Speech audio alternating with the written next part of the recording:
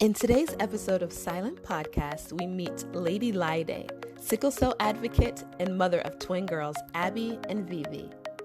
Abigail and Vivi, they only had a 30% chance to match. So if heaven did not provide the solution for Abi in the womb, then she would have been one of those people waiting on the stem cell registry, or it used to be called the bone marrow registry, waiting for a match. And she only had a 24% chance for that to happen. Stay tuned to hear more about how you can become involved in an upcoming blood drive and stem cell donation on March 6th. Welcome to the Silent Podcast, where our focus is to strike out the silenced voices of those affected by sickle cell disease. We believe that by creating a platform to talk about real-life situations through the lens of sickle cell, we can change the stigma one voice at a time. Each episode, we will feature individuals who are changing the narrative of sickle cell. We hope that by sharing these stories, this podcast will inspire not only those living with the disease, but anybody that's listening to boldly persevere, confidently speak their truth, and courageously follow their dreams. Hi, everyone. Welcome back to the Silent Podcast. I'm Christina Lachelle.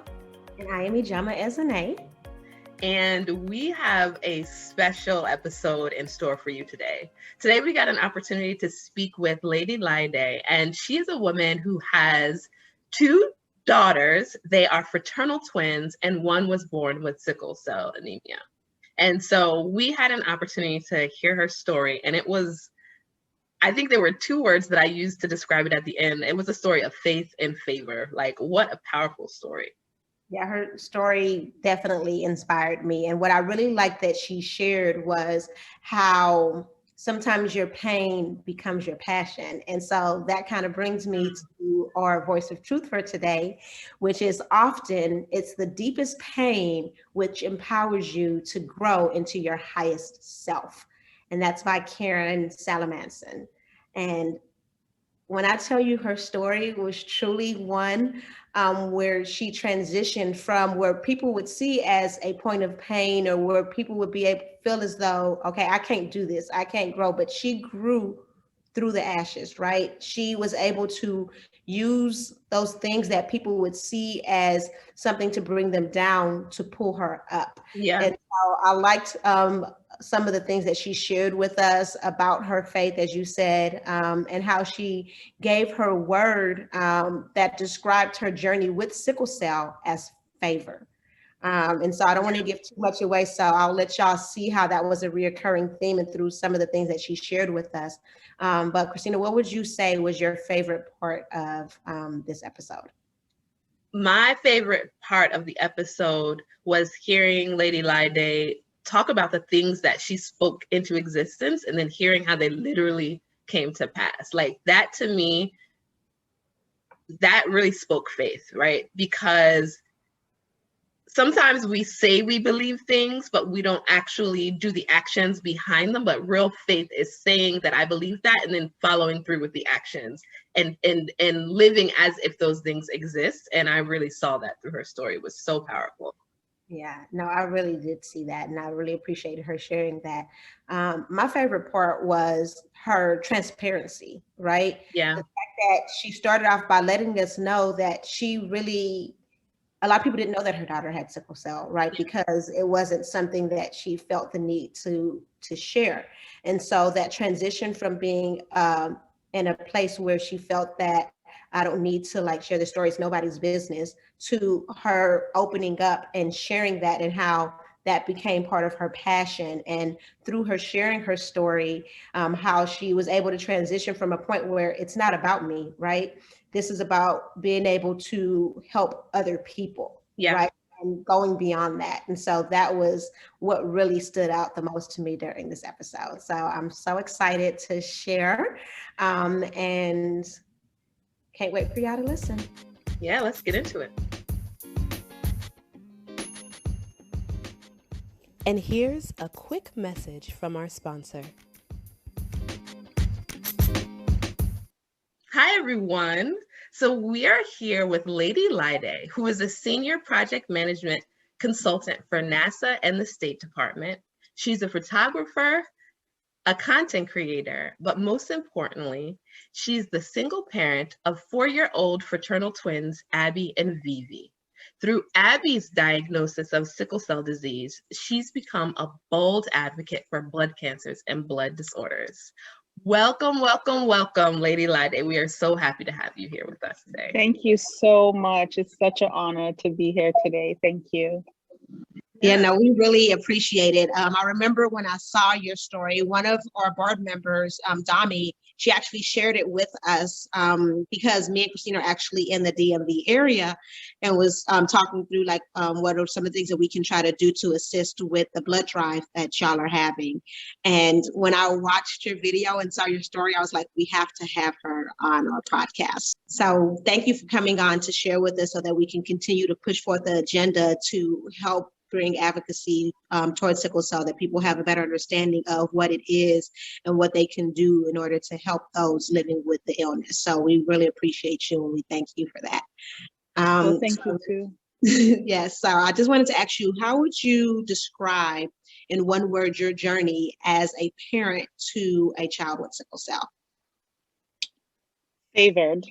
I wanted to say blessed, but I would rather say favored because I've just found favor through the last 4 years of our journey, from the day she was born to the day that we got the diagnosis, all the way through her BMT up to this point. We've just found favor through the whole thing.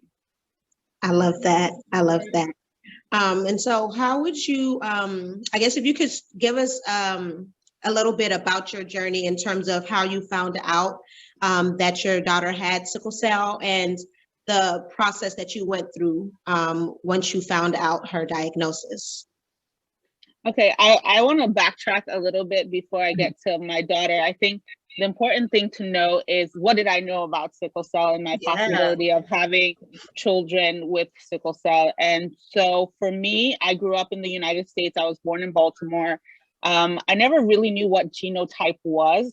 I know for people who grew up in Africa, particularly Nigeria, it's something that's spoken about all the time, especially through the process of getting married, being tested and all of that. So I wasn't aware of what genotype I was until I was probably 34. I just really never knew and really understood the gravity of it. With that being said, did I know that my partner at the time and I were both the same genotype? Absolutely.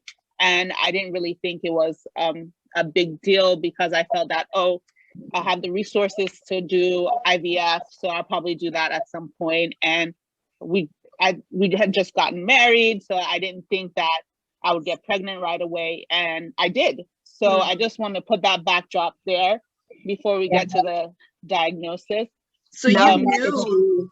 Yeah, I'm glad you did that, because that was going to be my next question was, after, like with knowing, did you already know like that was something that was a possibility? So I appreciate you going through and sharing. Yeah, if I have to be honest, yes, I knew it was a possibility, but I never thought I never thought that it could happen. I never thought I would get pregnant quickly. I was already 35. You know how they tell you if you're African American, it'll take you a little bit longer, this, that, and other. So I really thought I had the time to do what I wanted. Okay. But no, I didn't. Wow. Mm-hmm. So if I were to continue, so when I found out I was pregnant, I immediately, funny story, I asked the lady, oh, how many? And she said, it's only one. And I said, it's not possible. I've been telling God I want twins since I was like 10 years old. So so she checked again and she was like, oh, wait a second, there's two there. So she swore that I'd had a scan before, that it was all unreal, but it was totally a surprise from heaven. And so when I finally did have the twins, I relocated I didn't plan to relocate. I was living in Nigeria at the time, and I came to the US, which is home for me, to have my babies. I was having a little bit of trouble, so I came quite early in the pregnancy, and I stayed throughout. And I eventually ended up on bed rest. And then at 31 weeks, the twins came. When they came, they were both in the NICU, but immediately we realized that Abigail had a little bit more trouble than her sister. She was a little bit smaller. And then the second day, I walked into the NICU and they said, Dr. Brown wants to see you. My heart just dropped, like, Jesus, what does she have to say, you know? Yeah. And so she was like, baby A, which is what they were calling her at the time, has sickle cell disease, that they're going to give me some papers and pamphlets on what to do and where to go from here. Soon after that, she got transferred to Children's National anyway and spent an additional 5 weeks, I think, at Children's National. So she had been at Children's for 2 months before her BMT. So that's how I found out that she had sickle cell. And pretty much immediately, since she was at Children's, they were like, no need to worry. We're going to manage her. They assigned us a hematology team. And literally everyone was just very, very encouraging. I use the word favored because, I mean, everything that was supposed to take 5 weeks or 2 months to get an appointment, we would always get an appointment immediately. Like there was never any lag time or waiting when it came to appointments for Abigail. And so she was well managed, because one of the questions I get quite often is that, oh my God, your daughter doesn't look like she has sickle cell. Your daughter's always in the water. She's always swimming. She's doing ballet. She's doing this and that. I said, so what does a child that has sickle cell look like to be? Yeah, that's what we pose that question all the time, because I get that same thing, like, you don't look like you have sickle cell. Especially I had a project in Gabon where they felt that with me coming there and they found out that I had sickle cell, they're like, you have sickle cell? I have family members that have sickle cell. You don't look anything like them. They're always sickly. And so you know how, like, just even the healthcare in Africa versus the healthcare here, that was one of the things that I would always get when I was out there until I moved here. So yeah, I know exactly what you mean. Yes, so that's for the few people that actually even knew that she had sickle cell. So thereafter, you know, in the children's clinic at Children's, they do the penicillin morning and night every 12 hours until they're 5. So we started that and it was pretty uneventful. So she, early on, she was seeing the hematologist every 3-4 weeks, and then it was changed every 3 months. She was seeing more of cardiology because she had heart troubles from being born prematurely, and also the pulmonologist, pulmonary, because she had breathing issues as well because of the premature birth. So I wasn't, once again, sickle cell wasn't really a major issue for me in her early years. But one reoccurring theme and conversation that I kept having with the doctors and the different teams was that, you know what, when the time is right, we're going to do a BMT for her. And I'd be like, okay. So I think she had the first major issue in probably October, November of 2017. So right before she turned a year old. And the doctor was like, you know what the heck? Let's have you guys all tested and see, I think they call it HLA testing, to see who her bone marrow match would be. And so literally December 6th, I'll never forget, 4 days before they turned 1, I found out that Valerie was her match. So I had that in my back pocket all the while. And then in January, February of the following year, she had a few more issues. She had pneumonia back to back. And so we're looking for a solution. And the doctor said, you know what? Penicillin is not going to be enough. You need to give this child hydroxyurea. And I was like, oh no. Unfortunately for me, I had been on Facebook and I had started following people that had sickle cell or things to say about sickle cell. And I heard horrible things about hydroxyurea. Particularly, there was a lady that said all sorts of things, that it's what killed her brother, this, that, and the other. And so I was really freaked about it. But one thing that I will say is that God just brought the right people to me at the right time. So one of the toughest decisions I had made right before they turned 1 was I went to Nigeria for one of my best friend's wedding. And during the wedding, there was someone in the bridal party who was acute doctor at Boston's Children, and she's also an anesthesiologist. So as soon as they told me that I need to give her hydroxyurea, it just came to me immediately. And I called her and she called me back immediately. And I was like, look, I know that we're not really close. I met you at the wedding, blah, blah, blah. But I want to ask you an honest question. I haven't even shared this with my friend that we were in the wedding together. This is what they're saying. They want to give Abi hydroxyurea. And I'm really freaked out. And I told her everything that I heard and everything I had seen on Facebook. And she was like, you know what? The only thing I'm going to say to you is you're going to do your child a huge injustice if you don't give her this medication. Yeah. She's like, when you compare the negatives and the positives, there are more positive outcomes for you with this medication than negative. So immediately, I just felt like God uses people to speak to you. And so she was the person that he was using at that time. And immediately I called and I said, yep, I'm going to give it to her. And literally we had no events for like a year and a half. So nothing. And do you mind if I interrupt you really quick? Do you know what type of sickle cell Abby has? She has SS. SS. Okay, so she has more severe type. Because that's what I was going to say. Like even how you said about the hydroxyurea, that was my thing, but more so me as an adult, because that was one of the things that doctors always try to push is to get you to do hydroxyurea. And so I was more concerned from the perspective of how it affected me in terms of giving birth and like childbirth, because they say like to stop it right before you're, thinking about getting pregnant or if you are pregnant.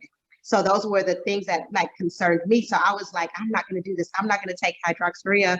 And then also at this point, I hadn't been having a lot of crises anyway.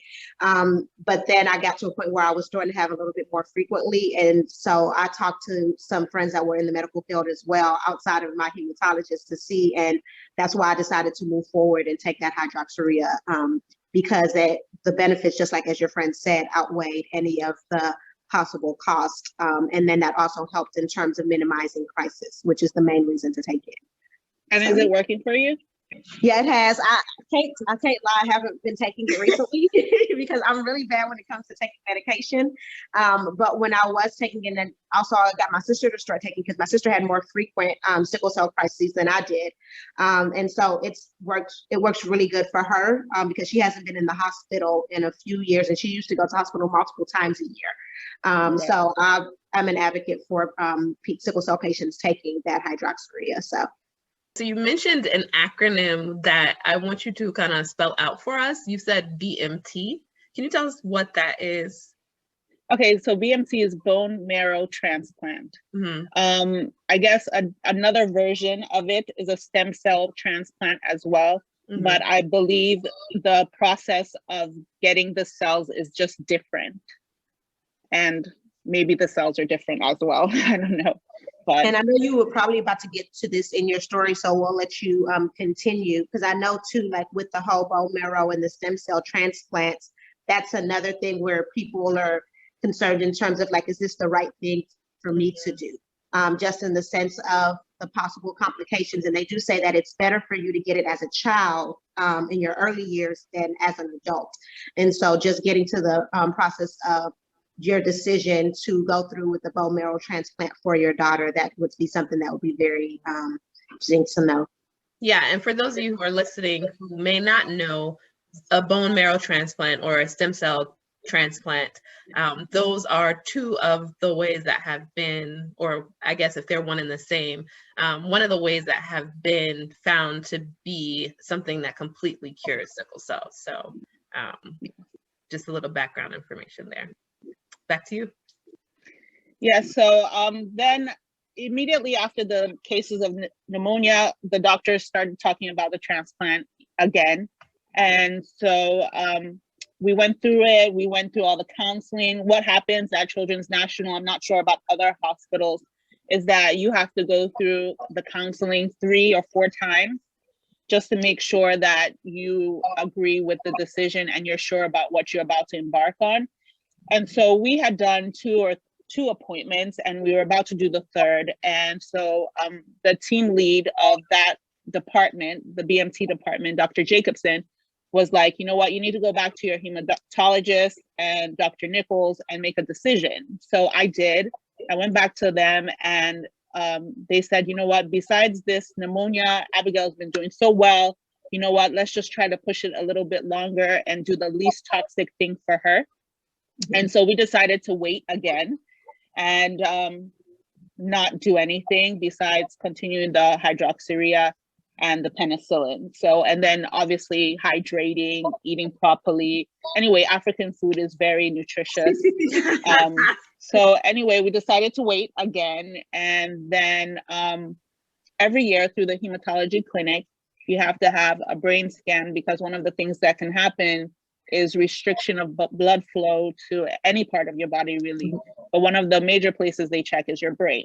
So we just had our annual TCD, ultrasound of the brain, and they found that the velocity in her brain was really, really high, beyond the number that is even risky. And so at that point, the doctor was like, don't worry, we're gonna just wait it out till our next appointment and do it again. And so that was March 2020. So we did it again, and it was worse. And then she immediately got in contact with Dr. Jacobson's team. They were trying to find me an appointment. People at that point were waiting 2-3 months to get an appointment with him and his team. And then COVID hit. So once COVID hit, they sent me an email saying that unfortunately they're stopping the program for now, and that we can reconsider when the program opens up. And I'm like, okay, so what am I supposed to do with this child? So immediately they're like, oh, she has to be transfused every 3 weeks. So we started getting transfused. So I don't know if you watched the video that I made. I said she had been transfused over 25 times. So that's where that happened. So while we were waiting, we had to be transfused every 3 weeks. And our doctor just kept calling, pinging, doing everything she took it upon herself to call anybody who would listen to her that my child really needed this BMT immediately. And pretty much after that, we did another TCD. So by the time it was June, we had another one on a Thursday, and it was so bad they asked us to come back on Friday. They did it again. They were like, no, she needs to have a COVID test that Friday and come for a sedated MRI and CAT scan on Monday. So we did that so they could see where the restrictions in the brain were. Because at that point I had noticed that she was saying, I don't know, or she would stop because she couldn't really process or think properly. And so I had already told our hematologist about that. And she was like, no, this is not gonna happen. So she got in contact with Dr. Jacobson's team again. And she was like, look, you have to schedule her, or this 3-year-old is gonna have a stroke. And so he finally agreed to meet with us, I think maybe August. And at that meeting, Zoom appointment, he gave us the date of December 9th, 2020. So after he finished his whole spiel and everything that could go wrong and all of that, I said, oh, do you know that December 10th is actually their 4th birthday? He was like, oh, okay, no problem. Let me change it to December 10th. It doesn't change anything. And all the numbers repopulated. And that's how it ended up being on December 10th, their 4th birthday. And so we started kicking into high gear. We had loads of appointments. Basically, every organ in your body has to be tested to ensure that there's no damage from sickle cell that would that after chemotherapy would be completely worse. So example, if your kidneys were already failing or not in good condition, after chemo, you might have to have a kidney replacement, and they don't want to do that. And so her kidneys, her liver, her lungs, her heart, her brain, every aspect that you can think of, her teeth were all checked. So we had appointments back to back for like 1 week. We just pushed it out. So that was a huge burden on myself, taking her to DC every day. We actually live in Laurel. So it's not too bad, but it's a little drive. And so we did that. And immediately after Thanksgiving, we checked in to the hospital. And I just went knowing that, you know what, every time, this is a prayer that I pray. And for people that don't believe in prayer, I just want you to listen that I always say, Lord, I'm going inside this hospital with this child. Every ER visit, every appointment, I'm going into this place with this child. I'm going to come home with this child by God's grace. And so that's how I just did it. I couldn't think about what could go wrong, because trust me, they give you so many lists of everything that could go wrong with every part of the body, that if you think about it, you would not embark on the journey at all, just due to fear. So I didn't let fear hold off the bright future that God has for Abigail. And so we embarked on the journey. And so she had her line put in her chest, so it's easy to get her chemo and blood drawn and medication and all of that. And then immediately they started chemotherapy. And I believe one day she was having 2 types, morning and night. Then they added a 3rd type. And so she had a minimum of 3 types of chemotherapy in a span of 8 days. Every day, Abigail would smile, she would laugh. She has one joke that she tells, what do you call a teddy bear with no teeth? It's a gummy bear, you know? So she tells that same joke over and over and over to every nurse and every doctor, and they all pretend like it's the funniest joke they've ever heard. And so she was just a character through that whole process. But soon after, she felt really, really sick, really sick. She had a lot of mucositis in her mouth, meaning that there are sores from her mouth all the way through her GI, all the way down to the bottom on both sides. So sores everywhere. She was very, very uncomfortable. So that period of time, she was just managed with like a lot of morphine and painkillers. And I would like to say she kind of slept through some of that. After the mucositis was then the day of transplant, which was their birthday. And so transplant day was a huge day, because now both of my children were going to be in the hospital. Thank God I have a very, very supportive family. My mom is my rock. My dad is there as super grandpa. My sister is my assistant. I call her my personal assistant. So my mom and my sister brought Valerie, and basically 6 a.m. they took her in, and you know, she's very anxious, unlike her sister who's very strong and bold. Abi, I guess, has built that strength and boldness. So we really had to have like child life support and all those people that make them laugh and play and joke while they were trying to put her to sleep. And so they put her to sleep, and you know, 3 hours later, they had 400 ml of bone marrow. So they're like, this is it. This is the magic potion. I was like, oh my God, all of this because of this bag, you know? So they had to prepare it. And by like 2 o'clock in the afternoon, it was up in Abigail's room. Meanwhile, we begged, everyone pulled strings, because due to COVID, they're not allowed to see each other. And so everybody was calling the hospital guidelines and everything that, look, it's their birthday, it's their birthday. She had a COVID test to have surgery this morning. She's fine. So when Valerie woke up from her surgery, they took her upstairs to the 4th floor to see her sister for a few minutes, but she was so like wobbly and not really there.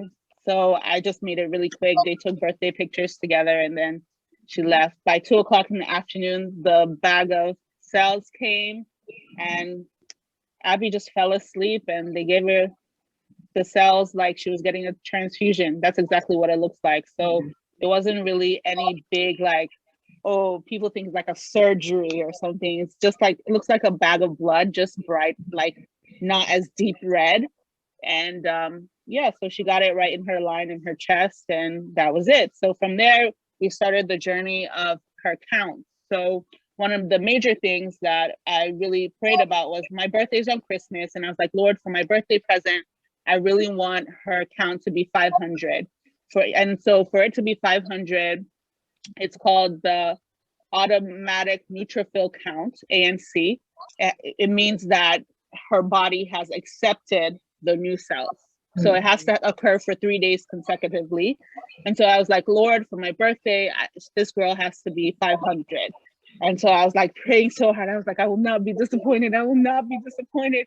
Lord, for my birthday, this is the only gift, a gift that money can't buy. This girl has to be over 500. And that's exactly what I got for my birthday. Her ANC was over 500. And at that point, she literally had, her hemoglobin was very low. Her platelets were 0. And so we started needing platelets and blood all the time. But unfortunately for us, there's a shortage. Yeah. So initially blood wasn't really a problem per se, or maybe I wasn't previewed to the issue of getting blood, but the major issue for us was platelets. And so like literally they would give her platelets in the morning, and in an hour or 2 or 3 when they do recheck her blood work, the platelets were back to 0. So whatever platelets they were giving her had antibodies that her bodies were fighting. And so now the thing was to get her HLH match platelets. And so they do that through the Red Cross. And so the Red Cross has a database where they source all over the country for where they can get it. And I don't know what was happening, but it just wasn't happening. We were just waiting and waiting and waiting. And at some point, even regular platelets were not available. So like one day I remember the doctor prescribed 5 units of platelets and they brought me 2. And they brought 2. The nurse was, I was like, because I always ask, what medication are you giving my child? How many ml? And what is this? I'm always asking questions. And so she was like, oh, it's 2 units. I said, but I thought the doctor said she was going to get 5. Said there's no platelets. So we're just going to have to share this between children. What you can do is have a directed donation thing for her. So if you know people that can donate, men preferably, start calling them. And so the next morning I told the doctor, I said, I want to do directed donations for Abigail. They're like, you do? That's awesome. Most people don't have people they can call. So I was like, oh, don't worry. My mom's a pastor of a church. We're going to find people. So every male minister in our church, pretty much, I called, or my mom called and was like, look, my granddaughter or my daughter needs platelets. You need to come to children. Some people showed up at 6 a.m. the next day, like literally like trying to, but it's not as easy as it sounds. So like we had, over the course of that week, we had about 12 people come and only 4 were successful. And so the thing about giving platelets as well is that once you donate, it takes 2 days for testing to make sure it's okay, and then it only lasts 3 additional days, so it expires quite quickly. So we had enough to pass us through that week, but we didn't have anything for the following week. I tried, but I really couldn't get people. That everybody would either have tiny veins or this, that, and the other. And so I visited the donation center so often, and everybody knew Abigail's mom, because apparently people don't really get directed donations as much as Abigail had people calling in for her. So the manager of the donation center was like, look, why don't you do a blood and platelets drive? I was like, no, I don't really want to share my story. Nobody knows she has sickle cell. I don't want to put her out there, this, that, and the other. And I left it alone. And so the last person that we had come donate for her, he was successful. And then he sat down while he was waiting for them to prep the space for him to donate the platelets. And she said to me again, Abby's mom, you know that not every child is lucky like Abigail. She started giving us statistics about what happens in the African-American community, not only African-American community, Hispanics as well face the same.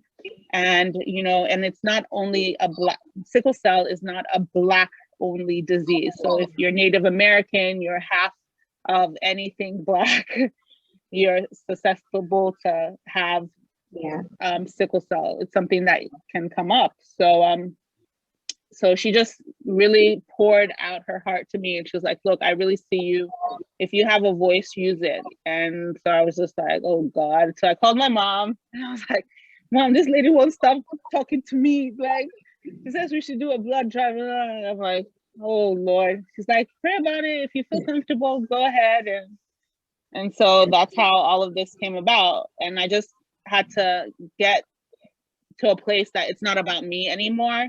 It's about getting the information out to other people that our children are at a disadvantage in the journey of their healing, because Africans, Black people, mixed, biracials, Indians. We don't donate Middle Eastern. blood. Middle Eastern, Middle yeah. Eastern, exactly. Middle Eastern, East Asian. Mm-hmm. None of us donate blood or platelets in the journey of healing for any cancer or blood disorder. So it's not just sickle cell. And so I just want to even just come back to what you said, because there's a lot, so much to unpack in terms of what you shared. But the most recent thing that you said, where the person at the donation center, she was like, her story needs to be told, right? Mm-hmm. And so That that's hit me part too, of Ijeoma. yeah. So that's part of where the whole Ruby Ball came about, was just even, as being Nigerian, being in the African community, it's very, we have the stigma that we put behind sickle cell as though it's not something that you want to share. You don't want people to necessarily know because of like things like marriage that they'll put out there, or you don't want to be seen as less than. And so with that, it causes us to be ashamed or like to put things down, because we don't want to put that out there to the world, because you want to be able to live that full life without anybody wondering, or without anybody using that as a reason to hold you back. And so I know, like with me growing up, so I don't know if you're aware, but I have a twin brother as well. He has sickle cell, and I have a younger sister that has sickle cell. So there's 3 out of 4 kids that my parents have that have sickle cell. And so growing up, it was something that my mom was very hush-hush about. If I was in the hospital, she didn't want me to let him say anything. And so I grew up like that. I grew up feeling like I can't share this. I can't say anything because people are going to look at me differently. And so it wasn't until I got older, and I have a friend who had sickle cell as well. And so I met her through another friend that shared the story. And she knew about the fact that I had sickle cell. And so she connected us. And so with her, that's how I actually became a better advocate for sickle cell, because before that, I didn't really understand what was going on. I wondered why I can't run and do certain things like other people my age were doing, or why my mom wouldn't allow me to do certain things. But I didn't know the severity of what I was dealing with, because it goes back to, you don't look like you're sick. You don't look like you have anything going on, but there's certain things that happen to you that aren't necessarily happening to everybody else. And so, not to cut you off, but part of my journey with that, and part of connecting with my friends, she actually passed away in 2017. And when she passed away in 2017, prior to her passing away, I said, we both talked about trying to become bigger advocates for sickle cell. The reason for that is that we wanted to be able to show people that it's not anything to be ashamed of. We wanted people to be able to understand that there's other people that are like you, that are thriving, that are living their life, that are doing things, that are successful, so that you have more of an understanding of, you can continue to live your dream, you can continue to grow, you can continue to do those things that God has called you to do, and not be seen, and not to allow that sickle cell to be a crutch for you. And so that was part of the things that we wanted to try to do. And that's where the whole Ruby Ball came about, because I said, but with her passing, I said, I don't want to let that die. Like, we talked about trying to be an advocate, trying to get out there, trying to be able to show people, yes, sickle cell does not have a face, but although sickle cell doesn't have a face, you can still continue to try to do things in order to help unify those individuals within the sickle cell community, so that they feel more open to share their story, so that other people know that there's people like them out there, so that we can continue to grow and get more research for certain things around sickle cell, so that we can be able to identify universal cures. Because although what we see with the stem cell research and the stem cell transplant, how that works for individuals, it's not always the best solution for everybody, as you shared with them, saying you had to check certain organs to make sure that they weren't affected through that. And that's why they say that it's better to do it as a child early on than as an adult, when you start to get more complications. And so being able to get to a point where we can find a universal cure for sickle cell, so that there's other avenues to be able to get us to grow and continue to thrive. And so the only way we can do that is to be a voice, to be an advocate, to share our story, so that people understand what's going on behind closed doors. Yeah, and when you were saying that, because that also stood out to me, it reminded me why this podcast exists. Like, we are here to amplify those voices. And so it really struck me as super courageous for you to decide to speak out and let your voice be heard, so that Abby and others like her, right, can find people who are their match. So I have a couple of questions for you. Speaking Okay. of courage and faith, there were a couple of times when you were telling your story, I kind of got goosebumps, right? Mhm. My word for 2021 is manifest. About, as a Christian, I believe that the power of life and death is in the tongue, right? Like you can Mhm. speak things into existence. And there were a couple of instances where you did when you talked about like when you found out you were pregnant and your doctor said there was only one person, but then you said, or there was only one baby, but then you were like, no, there's two. And it was as if you spoke that into existence, right? And then when Abby was going to get that, her BMT, her bone marrow transplant, and you said, I'm going to walk into this hospital with a daughter, and I'm going to come out with her as well, So that was like goosebumps for me, because you really spoke it into existence, and it came to pass. And then don't forget the one where she said the 500. Oh, and yes, she said, she this was is what's very going to happen on my specific. birthday. This will be. Yes. And it came to me. That's right. Yes. Yeah. So I want to hear, I've heard about Abigail's journey, right? I want to hear about your journey of courage and faith. Like, I know it's a lot to be a caregiver or just a mother of twins, right? And then a single parent of twins. How is it to be, how has your journey been? How have you been able to continue to have faith and be courageous and through all of this? Because I'm sure this was a lot on you. So I will say that there are loads of moments where I'm not so courageous. Yeah. Even just yesterday, I was talking to a friend of mine and just pouring my heart that I just feel like I'm stuck in this routine of this medication and this IV treatment and this, okay, it's time to give her a bath, and everybody else is scared to touch where the line is and all of that. So I've just poured myself into that. And then obviously the time when we were in the hospital together, I didn't leave the hospital at all. I didn't walk outside at all for all the days that she was there. And so for me, I would say that it's a grace, because on her birthday, my birthday, Christmas, New Year, every single major thing that I feel that I should have been like sad about, or for some reason we were just, I honestly I cannot say I am such a woman of faith that it's because of my relationship with God that gave me this. It was just a grace, a supernatural grace that just allowed us to be joyous and be. On my birthday, I was just dancing.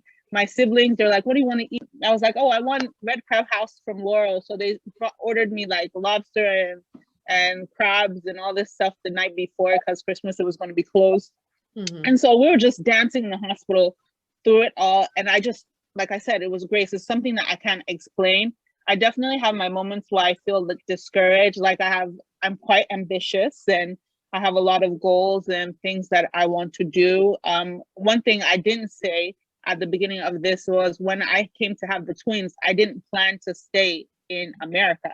I planned on having the twins and leaving 6 weeks later and going back to my life in Nigeria. So I was one of those spontaneous 25, 26-year-olds that wanted to find their royal oats in Africa, though, and went to Nigeria to try it out. And I stayed for 9 years. And it really worked for me. I built a business, I had a career. So the major thing through this journey was I felt like I had a loss. I lost my life. I lost my friends. We like to go to weddings and parties together and get our makeup done and wear our fancy clothes and all of that. I lost all of that. And then I also felt like all the people that I went to high school and university, Towson, with, they had moved on beyond our relationships, really. I mean, there were a few of them that I still kept in contact with, but nobody that, okay, maybe one person, my roommate, my first roommate, Laura, nobody that I really could call on and be like, oh, I just need to see somebody. I didn't have friends again.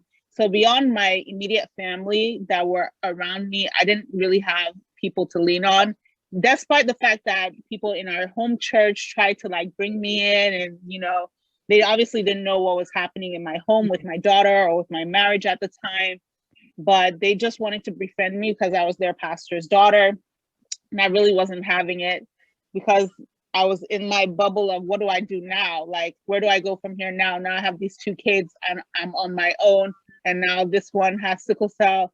So I don't know, every step of the way, there was just someone pushing. If it's not God using my mother to push me, my employee, even how I got the job at NASA to project manage was a miracle, was just favor. But I was just pushed that, no, you cannot stay here. You're not allowed to let go. I wasn't allowed to let go. So God really put people around me to keep me going, even when I felt like I couldn't keep going. And I love how you shared that, where you said like God would not let go. God continued to push you and say like, I've got you. You're my daughter. You're my child. Right. And so those things when you feel like I can't stand, like I don't know what to do, I don't have the strength to carry on. God carries you. He keeps you. He gives you that strength that you need in order to push forward. And so that was one of the things that I wanted to touch on too, because I know that when you first started, you shared that you were married and that you and your husband both had the genotype for sickle cell.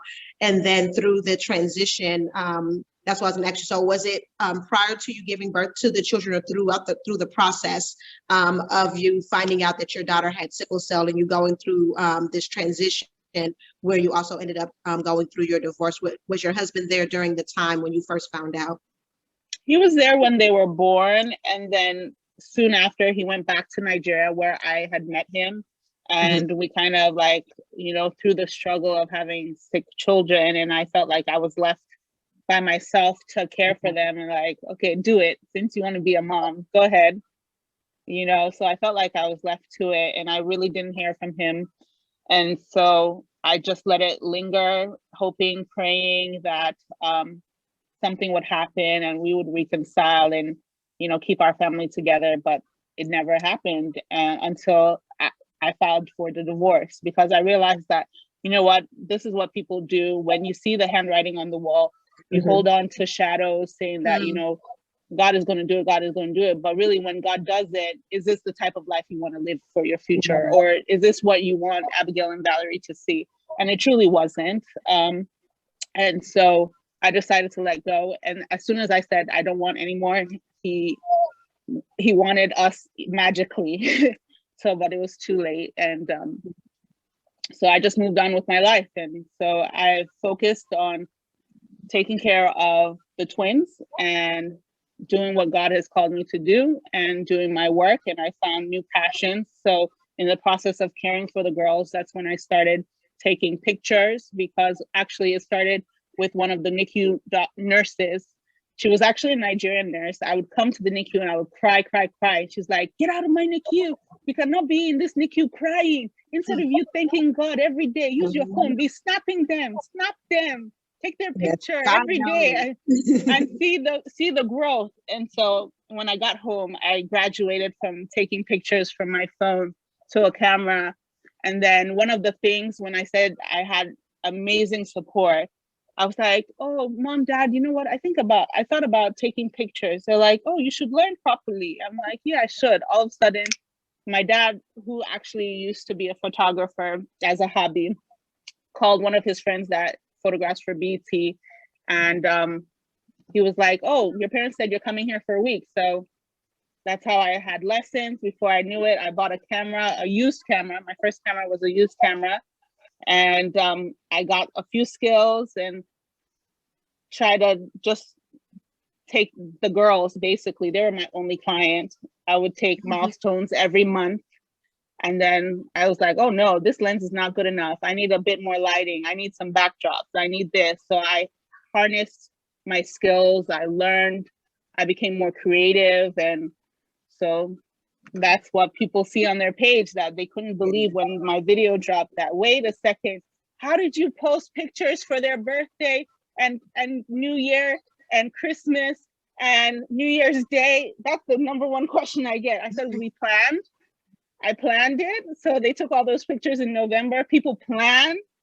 And wow. yeah, so And so this is with you saying that. So with the video that you posted, and we'll also make sure that we share a link on our page so that y'all are able to see the video that she's speaking of during this podcast. Was that the first incident of you actually sharing the story of your daughter's sickle cell journey? Absolutely. So, I mean, there was a few close family members that knew, or like I said, I had called like a doctor friend and, like that. But 99% of people had no clue. Yeah. And I know that has to be hard as a mother. And so it's just even, like I said, when you look at it from the patient side and the caregiver side, right? And we know, like, I know how hard it was for me, just again, going back to the whole concept of not wanting to be looked at as less than. And then the same way that you're a go-getter and you're ambitious and you're that, that's how I am as well. And I don't want anything that's going to cause anybody to hold me back from me achieving my goals and achieving those things that God has called me to do. And so with that, I can only see, because I know how it is to be silent and have to hold those things in with yourself. And I have friends and I have family that are like, you have to, you know what I mean? Like, be more open so that people can be able to help you, because that's the only way to be able to help. So it's like, from a mother's perspective, I know seeing like how my mother felt with me and my twin brother and my sister, and it's hard for me, like not wanting to share with her because I don't want her to hurt. So like, I'll go to the hospital sometimes and not say anything to her until I feel like I need to, because I don't want her to worry, because she lives in Houston and she'll be ready to hop on a flight and come out here to come and try to see and like be with me. So I just wanted to know, like, from you as a mother's perspective, like how that felt for you to finally like be able to open up and share that. And so what was your feelings or your thoughts with how it was where you didn't feel as though you wanted to open up or share that story, to where you got to the point where, okay, this is what I'm going to do? And how has the journey been since then? Okay, so I'll say that I definitely felt a release. One thing that I had felt over the last 4 years is very, very judged. So this is the first time people are even knowing that I'm no longer with my husband. And so one of the things were like, oh, she just left him. And started taking care of the children here. They didn't know there was a reason I stayed here.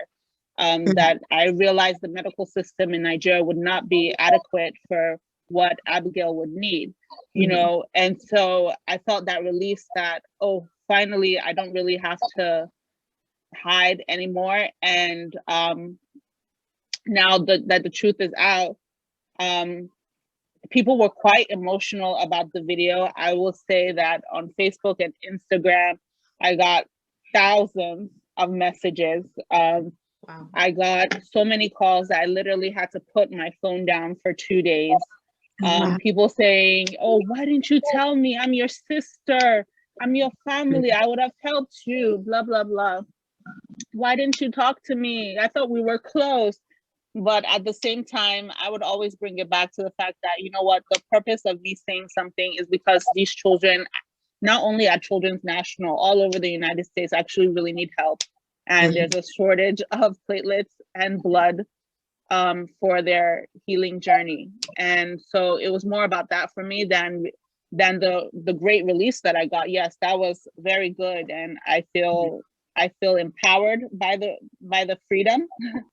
But it's more about the message that was in the video, which is getting people to come out to donate their blood and platelets, and even joining the stem cell registry if they're able to. That's how I would feel, like it's something that's bigger than you, right? And so it's like, it's not even about how this will make me feel or what would this do for me, but what can I do in order to help other people, right? And so like, that was the release for me. It was like, okay, if I share my story, think about how many other people this will impact, how many other people will this help that need, like how you said, the blood transplants, the blood transfusion, the stem cell transplant, the people that don't understand anything about sickle cell, that don't know anything about their genotype, don't even know how to test and check what their genotype is. So what are some of the things that we can try to do to bring awareness? What are some of the things that we can try to do in order to get people to truly understand what sickle cell is, and to truly get to a point where they know what are the things that we can do to try to help this cause? Yeah.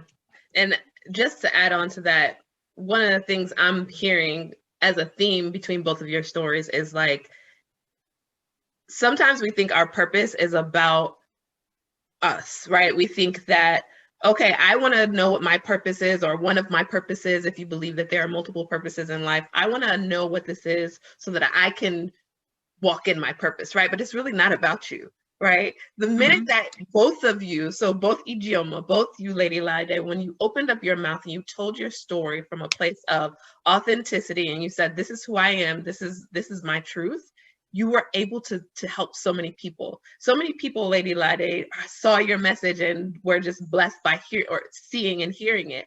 And Ijeoma, I mean, you had the Ruby Ball where you were able to donate over $10,000 to the Sickle Cell Disease Association of America, right? So like, we cannot keep quiet because there are people, it's not just us, right? It's not just us wanting to walk in our purpose. There are people who are literally waiting for us to open our mouth and to tell our story and to hear our voice. So I did want to say that because I was like, wow, this is so powerful about like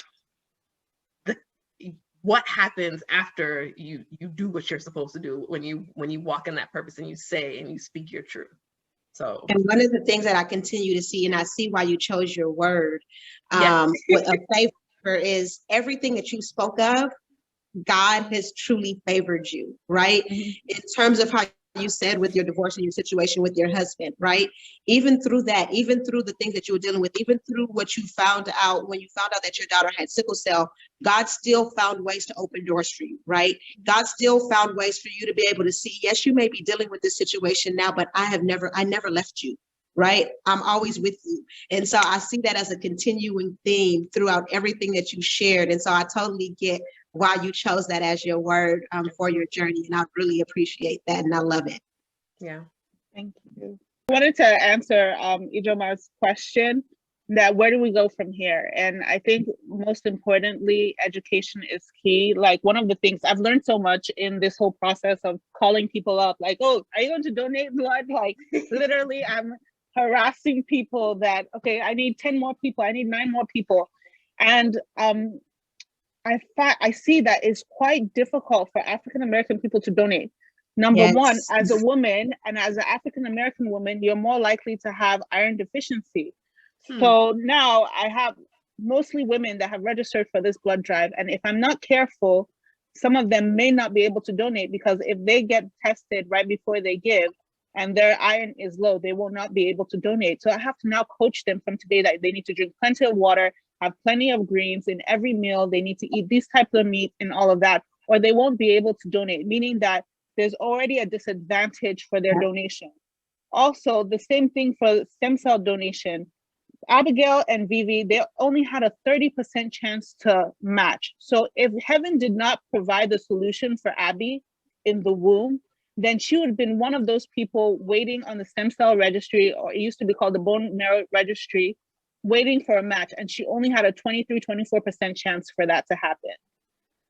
So, and if you're Hispanic, you need a Hispanic person, national to match you. If you're African, more likely you need an African person to match you. Now, imagine in that BMT department at Children's National, I didn't really see, maybe it's the season that we were in, so I will put that disclaimer out there, but most of the children in that BMT quarter were either in Mediterranean, East Asian, African.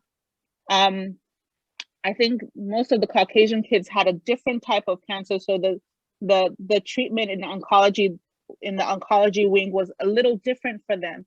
So when it comes to our ethnic and non-white children, they can only get what they need from people like you and myself.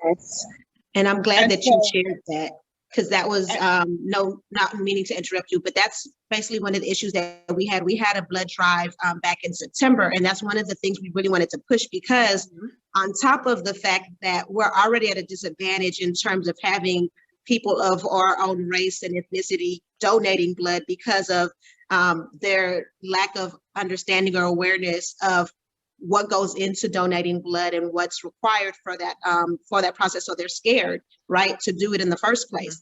On top of that, then in the midst of everything going on with COVID, which adds another layer on of fear for people in terms of like going into a facility to do these things, to give their blood. How's that going to affect me in terms of COVID? Is it going to be safe? And so there's all these things that are just coming up and that are causing people to live in a state of fear, as we've been seeing now, even with the whole COVID vaccine and where we're at in terms of the disadvantage with our community in terms of not wanting to get the vaccine because they're thinking that it's something that's going to affect them, when it's actually things that can actually help our community to move forward and grow. And so it goes back again to that education and to being able to find ways to share so that people have a better understanding of how this would benefit us as a community as a whole if we come together to do these things. Because again, like you said, you have a better chance if you get blood donated from somebody that is of your same background. And then with the stem cell transplants, and that goes back to the whole concept of finding a universal cure for sickle cell. There is no universal cure at the moment because not everybody can get a stem cell transplant, right? It's something that the doctor must see as important for that particular individual. The doctor must recommend.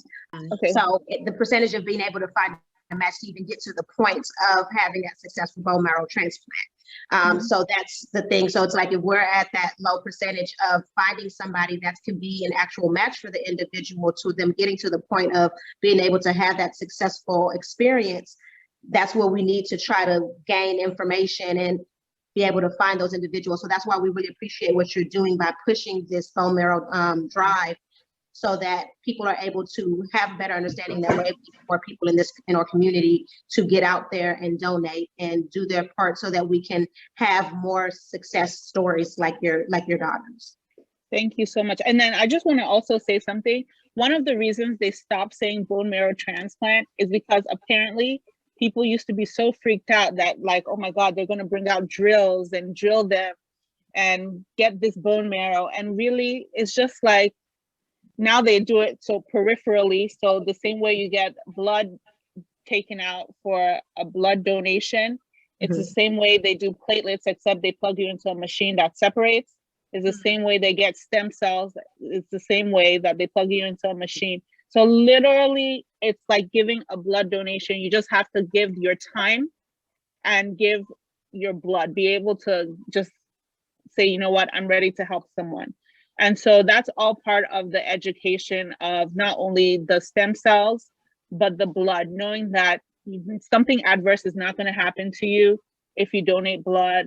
It's not going to be used for anything that you're not aware of. When Children's National or the Red Cross gets your blood donation, is literally going to help other people, is not going anywhere else.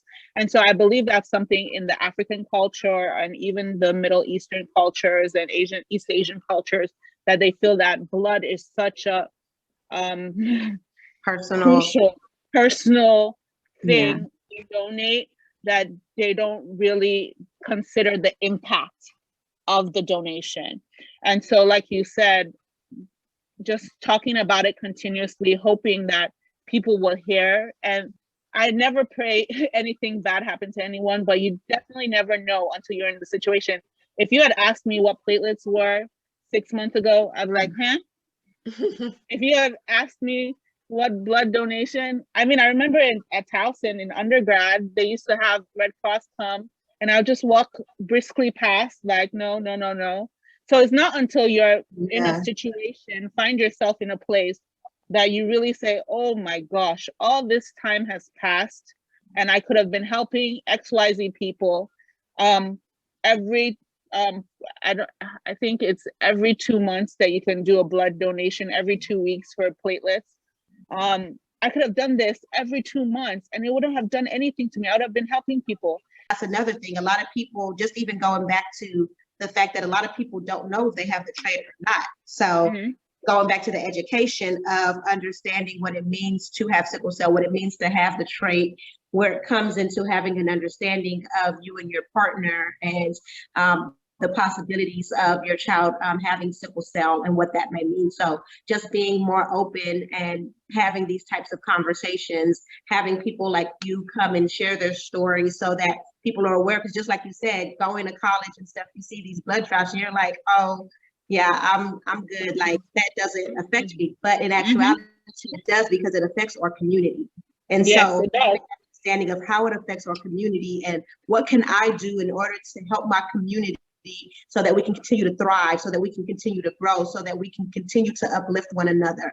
And that's one of these things, is by us going to and giving blood when we can, and giving the platelets, and you know what I mean, doing these stem cell transplants. Those are some of the ways that we can try to help when it comes to healthcare and growing within ourselves. So. Yep, absolutely. So what's the duration now of Abby's journey? Will they, like, is there a point at which they say she should be sickle cell free? Will she still have the trait? What will that look like? Okay, so that's a very good question. So the first thing I asked when I think we got to the 30-day point, I was like, okay, so when do you give me the certificate that that she's sickle cell free? They're like, oh, she's been sickle cell free since the day she got her sister's cells. Like, it's over from that day. I'm like, really? They're like, yeah, there's no point really that they say, oh, you're sickle cell free. So what I did learn though is that every like 30 days, 60 days, 100-day milestone is a huge one, then half year, 6 months, and then 1 year. They do certain tests to make sure that you're still completely donor cells. And so at our 30-day mark, we were 100% donor. At our 60-day mark, we were 99% donor. And by God's grace, when we get to 100-day mark, we're still going to be 100% donor, you know? And so that just means that she is whatever allergies, whatever genotype, whatever blood works, I don't know how to describe it, that her sister has, that's what Abby has. So right now she's just in a journey of healing for the effects of the chemotherapy and how it's affected her body. So she's getting her energy back, her different organs. She had a rehospitalization recently where she had fluid around her heart and her lungs. And so we spent another 8 days in the hospital, and that's starting to get better now. So those type of side effects from treatment are what we're managing at this point. She's definitely getting her personality back. For a while, she was quite quiet and didn't say much. She would look and just, you know, if you ask her, are you okay? She always gives you a thumbs up, even if she didn't say anything. So I don't think she ever even gave a thumbs down any day. So she gets it from her mother, that tenacity and that strength comes from her mom. Yes, probably. I won't say no. So yeah, so that's where we are in her recovery. She's just daily improvements, and her appetite, for a while she couldn't eat a thing. We did the tube through her nose, and then she would have nosebleeds because her platelets were low. Nosebleeds for so many hours. ENT would have to like block it. I would have blood all over my clothes, the sheets, the nurses, like days and days and days of that in the month of December. But I thank God we haven't had any of that now, that her platelets are picking up on their own. And so we've passed that hump too. So I know one thing that I didn't mention is that before we even went on the journey of the bone marrow transplant, and it's quite important to say, I called a lady in church that she's like my age, but I liked her and I knew that she prayed. And so I called her and I was like, look, I want to tell you something. And she's like, what is it? I told her that, you know, my daughter has sickle cell. They want to do a bone marrow transplant at some point. I don't know when it's going to happen. Will you pray with me every Saturday? And so that probably started like 2.5 years ago. And almost every Saturday, I mean, some days we'd wake up, her children are screaming, my children are screaming, and we'd miss a day or two. We were not perfect or anything. I mean, sometimes we'd be late, but we prayed. And the sooner we were getting close to the BMT as well, when we had a date, I told the godmoms, I said, you're not godmothers they have 3 godmothers. I said, you're not godmothers by decoration. You're to do a duty to pray for these children. And so we started praying together on Tuesdays and Thursdays. And that was for a few months before. And then we created a bigger group of almost 20 something people that literally prayed for Abby and her sister through this journey. So I believe that it's not a journey of just happenstance. It's one that has been prayed through. And has everything been perfect? Because people in the prayer team always say that, oh my gosh, if we knew that it was this easy, we wouldn't have prayed like this. I said, no. It hasn't been easy. Trust me, it hasn't been easy at all. Maybe I don't say everything or I don't relay everything properly, but trust me, it hasn't been easy. And then our prayers are being answered. So it's important to say that there are so many dimensions that I just feel like need to be touched on this journey, that she's a product of prayer. Abigail, her Nigerian name is Oluwaseyi. It means God did this. Her name even came from heaven because God is the only one that could do this. And her other name is Oriafeoluwa, which means the grace of God. And so she's definitely enjoying that grace. God did this. She's Abigail, strong warrior. And I mean, in the name selection, we had picked names before we even found out she had sickle cell. So it's really from heaven that she's been assigned this destiny. So I will say that sickle cell has been a blessing to our family. It's never been a curse. It's never been a limitation. I've never said, oh, Abby, you can't do this because you're sick. No, never. If she wants to do something, I'll try to figure out how she's going to be able to do it. And by God's grace, we're always able to find, whether it's been swimming or ballet or gymnastics or even going outside in the wintertime, I never say no. She wants to go down the slide. We try and figure out how she's going to go down the slide and warm her up and put her back in good temperature before she goes into the AC or whatever. So we have not been limited by at all. I love that. And I love how you said that. And that's part of even going back to the whole purpose of the Ruby Ball, is to be able to show that strength, right? And to be able to show, like, this does not define you.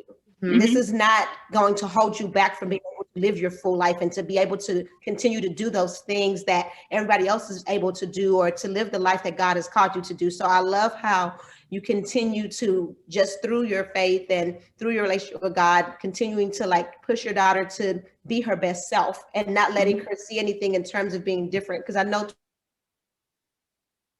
the fact you have twin girls, right? And so it's like, you don't want one to feel that they're different from the other, and you want to be able to show that they have that balance, right? So I totally get it. So that was one of the things I wanted to see from your perspective, because like I told you, on my side, both me and my brother both got sickle cell, and so just even saying, like, that's a blessing for you to be able to let her know, like, you're not different, right? Y'all came into this world together, and y'all are going to continue to grow together, and y'all are going to continue to live your best and full life together. And so I really like how you are allowing them to be able to do that together. So one of the questions that I had for you was, I know that you said she's 100%, or she doesn't have sickle cell anymore, and so we thank God for that. How long did they say in terms of the transition to getting through the full stem cell transplant and the complications from the stem cell transplant? Will she be able to be fully back to her full self, where she won't need the blood transfusions and things like that? Okay, so at this point, she should be able to, like, her hemoglobin has been steady. She has normal hemoglobin. I think I mentioned that she really isn't getting blood transfusions anymore. But her platelets are recovering. And then I suspect, like, last time we went 2-3 weeks without platelets, you know?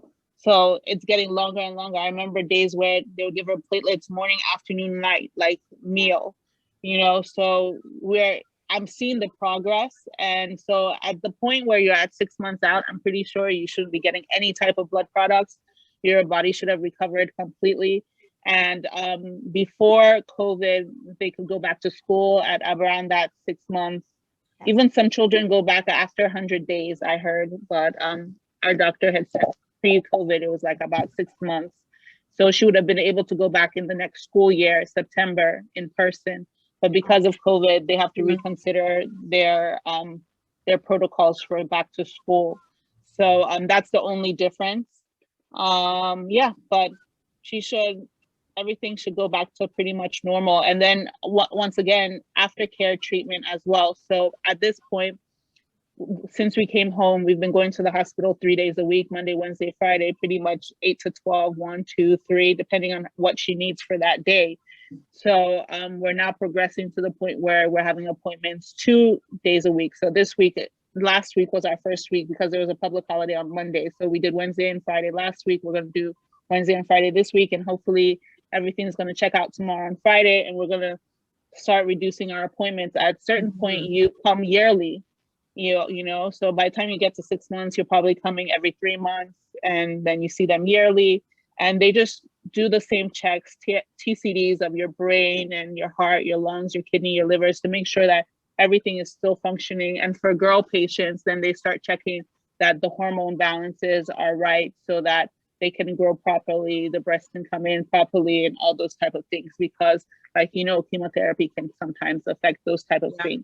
So yeah, no, thank you. I really appreciate you coming on to share your story. If you could share anything with mothers out there dealing with the situation of having a child living with sickle cell, what would you share or what would you tell them? I would say that see it as a blessing. Like, you know, I hear this saying all the time, and I never understood it until it was my turn. Your pain becomes your passion. And so truly my pain has become my passion. The pain of seeing your child suffering, the pain of seeing your child transfused, the pain of seeing the stigmatization that could affect your child in the future, you know, that all disappears when you know that, you know what, all of this is for a purpose. And I honestly did not know what the purpose was. I wouldn't say that I had it all figured out. I'm still walking that journey on a daily basis. Like I said, I really thought about it. Even the night before we posted the video, I wanted to change my mind. I was like, I don't think I can do this anymore. And I text messaged one of my close aunties. I was like, you know, I don't want to do this anymore. And she was like, you know what, you don't have to do it if you don't want to, but just keep praying on it. And I realized now, I mean, I've had moms that have kids with sickle cell asking me for advice. I'm like, since when am I an advisor? And then I saw you guys message. I'm like, oh Lord, okay. You know, I've been saying all this time that I'm gonna speak and I'm a first lady and this, that, and other. Now I have to speak and do what I've been saying I want to do. So it's a blessing. And I think you just take one day at a time. Don't feel like, oh, your child has to do exactly like Lady Laide's daughter. This was Abigail's particular journey for her particular need. And so God made a way for her. And I believe that God will make a way for anybody's child that is listening out there that is going, even if it's not sickle cell, even if it's a cancer, any other blood disorder, even if it's cancer, even if it's autism. I know parents are going through so much. Even if it's that little kids have depression, little kids have I can't even say it, schizophrenia. Yeah. You know, there's so many units that when you hear what's going on in those units, you're like, Jesus, which one is worse? You don't want anyone else's cup of tea, but you know what? In everything that is seemingly a curse, there's a blessing. And so if you hold on to that, that gem will come out of it. I believe so. I love that. So just even how you shared that, and I like how you expanded it and said it's not just about sickle cell, right? And so it's like everybody has their own journey, and as a parent, as a mother, you're able to do what you can in order to be there for your child and see that blessing within the situation, within the mess. And so that's even with us doing this podcast. That's one of the things we want to be able to do, that as we talk about the issues around sickle cell, letting them know like it's not that different from some of the things that you may be dealing with it in your personal life. right? Mhm. It's all about strength. It's all about perseverance. It's all about being able to have a voice and be able to have somebody there that understands, that is able to help you to be able to grow and to be able to move forward. And that's one of the things that we want to be able to do. So again, thank you so much for coming on here to share your story, to be a voice of inspiration to other people so that they feel bold enough to be open about things that they may be dealing with, because you never know who you can help and who you can inspire. So thank you so much. And before you leave, Okay. will you tell us and anyone who's listening about the upcoming blood drive and all of the information that they need to know in order to participate if they're in the DMV area? And I think you even mentioned even if they're not, they could participate. So will you share that? Yes.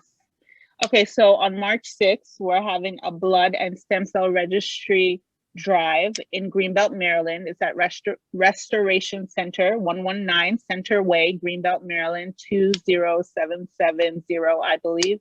And it's from 10 a.m. to 3 p.m. It's for blood donation is by appointment only. So you need to check your eligibility first, and then you can schedule an appointment. The eligibility would be made available to you through this avenue, and then you schedule your appointment. For stem cell registry, we will have someone on site. You can walk in if that's the only thing you want to do. It's a quick 2-second mouth swab. And the only thing that's required is that if they find someone that matches you, don't join the registry basically if you're not going to donate the stem cells that is required. So if you've thought about it, you prayed on it, or you've decided that, you know what, if I'm able to help someone, it's actually 1 in 423 people that are called to actually donate their stem cells. So if you decide that you're going to do it, then you can walk in and do that. But if you don't live in Maryland, DC, Virginia, you can also text message a number 61474 and type Abi Vivi, ABIVIVI, and you can order a kit to be sent to your home to register for the stem cell registry. And there's also a link online for you to order the stem cell kit online. That's awesome. And so I just wanted to reiterate what you shared. So if you're wanting to join the stem cell registry, it's not something, so you don't have to necessarily at that moment give your stem cells. It's a mouth swab that you do to see if you could be a match for somebody else. Someone anywhere in the country, anywhere in the world even. So that's one of the things I think that we need to promote and that we need to put out there, that all it is you swabbing your mouth. So when you go get your COVID test and you stick the swab up your mouth, you're tested. No, COVID is exactly. COVID is This is a simple mouth swab that you do, and it could save a life. So if you are listening and you're out there and you have the opportunity to stop by and be a part of this and just swab your mouth to see if it's even possible, and if there is that's out there that that you could be a match for, like you said, pray about it and see if this is something that you can do, because we need those stem cells. We need people within our community to get out there and to donate so that we can be able to have more success stories like Abigail's. So please, whatever it is that you can do, please take that that time to get out there and donate. So thank you so much. Thank you so much. And I really appreciate you ladies having me on your podcast. I've never done a podcast before, so I hope I didn't do too bad. So thank you for allowing me to share Abby's story, her journey, the blood drive. I appreciate the platform, and I definitely don't take it for granted. So thank you guys. Absolutely. And your journey of faith and favor. Yes, faith and favor. That's it. Awesome.